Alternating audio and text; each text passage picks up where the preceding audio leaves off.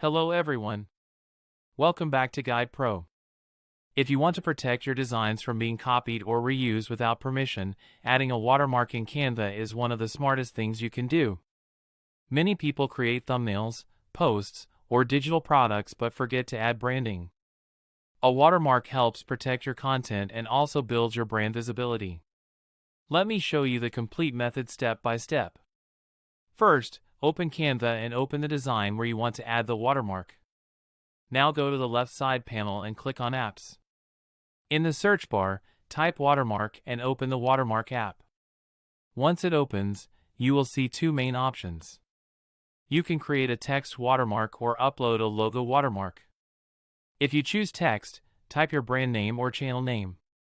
You can also add symbols like TM, C, or the @ sign to make it look professional. Now choose the font style that matches your branding. Adjust the font size properly so it is visible but not overpowering. Next, reduce the opacity. This is important because a watermark should be subtle but still noticeable. After that, choose the layout style. You can select standalone if you want a single watermark. You can choose grid style to cover the entire design.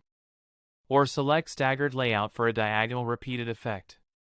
You can also adjust spacing and rotation to customize the look. If you want to download the watermark as a separate file, click Generate.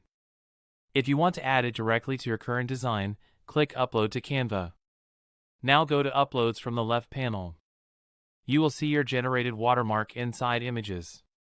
Simply drag and place it anywhere on your design.